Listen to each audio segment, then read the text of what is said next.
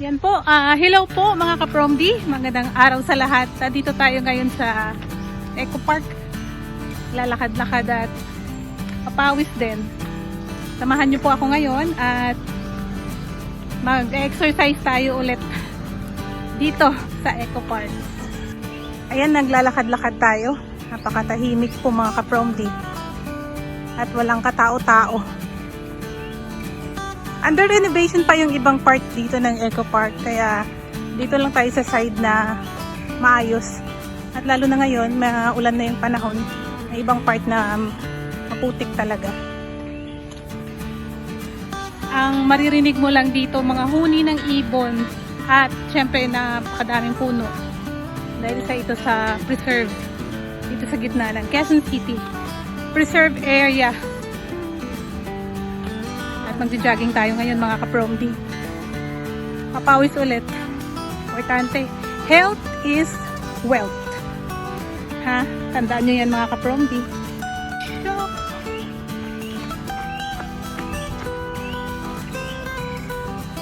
paakit ako dun sa pinaka-top. Dun tayo, akit tayo dun sa mas maraming tao. Dito kasi yung area tahimik lang. Walang katao-tao.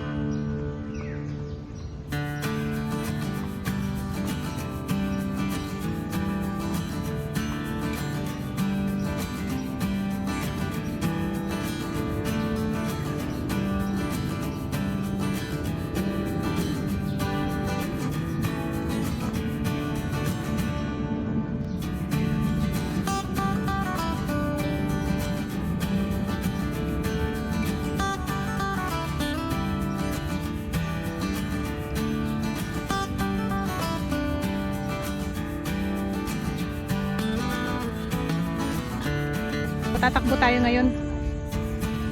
Takbo-takbo kasi ang ganda nga talaga tumakbo ngayon. Hindi mainit, saka malamig yung pakiramdam sa katawan.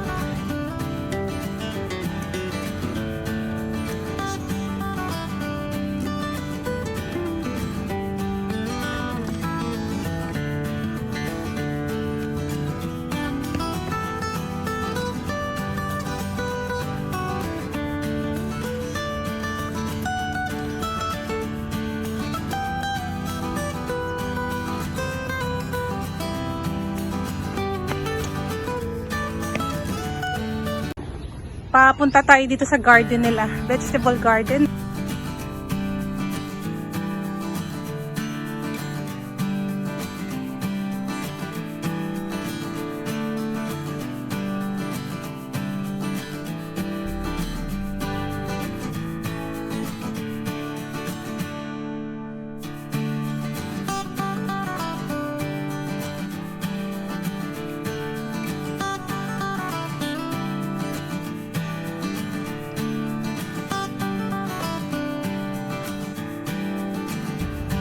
Ayan po si Sir Ernie dito sa Eco Park.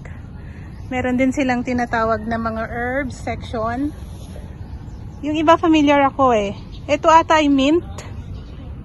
Tapos ito naman ay tarragon. Tarragon tea. Ito ay I think basil ito. Thai basil. Ayan, alagang-alaga ito ni Kuya Ernie. Binibenta rin po ito or binibenta din. Ito nandito ba? Oh. Nice. Kasi mga mother tree yan. Mother tree. Tapos ito naman sa kabila, meron silang mga spinach. Medyo maputik lang mga ka-Promdi kasi umulan. Ayan naman yung mga ang lalago. Magkano po isang ano nito? 90 pesos. 20? Ay, mura na. Ayan po, pag gusto nyo magtanim ng spinach. Anong variety ng spinach to, kuya? Anong variety ng spinach to? Oh, kasi dalawa po yung spinach eh. Meron yung may tinik. Tapos ito. Ito ata yung parang mistisa ba tawag nila. Ayan. 20 pesos po ang isa. Ganito po siya kalaki. Ayan. Madali lang naman ito palaguin. Ang mga spinach na to ay masarap po ito. Isahog sa isda. Or di kaya sa mga pasta. Nakakatuwa at ang dami.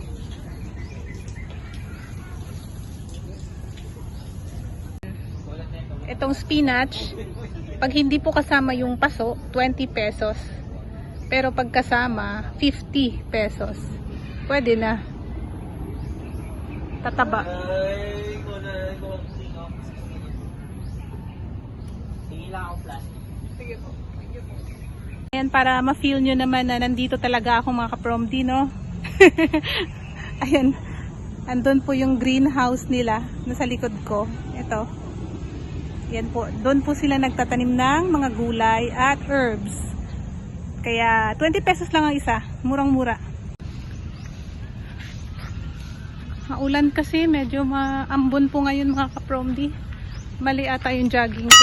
Aside po sa mga gulay, meron din silang mga fruit bearing na mga... Magkano naman po isa? Tinatanim nyo dito. So, pinapatubo nila yan dito. Tapos, itatanim din. Hindi po nila ito binibenta. Talagang for ano lang. Pamparami. Pinapadami po nila. Kasi ang La Mesa Eco Park ay isa ito sa watershed ng buong Quezon City. Dito kumukuha ng tubig ang buong QC at ang ibang part pa po ng Maynila. Dito mga ka-promdi, meron ditong magandang spot. Ayan, ang ganda dito magpa-picture. At pag may mga events like wedding, dito din yung mga pictorial nila, mga prenup wedding, mga events po. Pwede dito. Napakagandang spot nito. Ma-nature pa.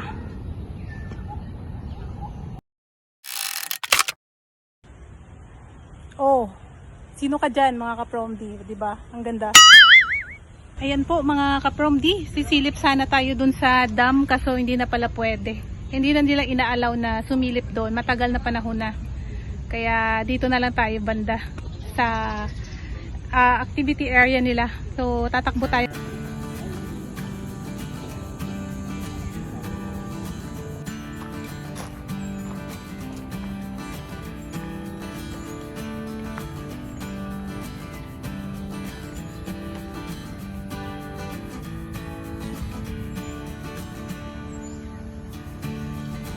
Ayan, may mga part dito na under renovation.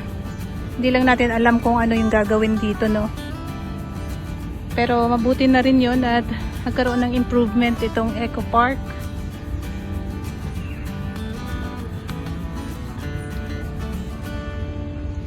Dagdag ito sa attraction pag nayari na. Nalago po ng mga halaman, no?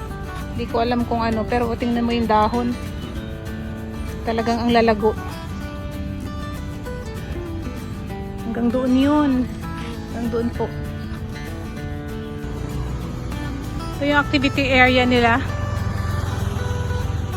meron sila ditong wall climbing.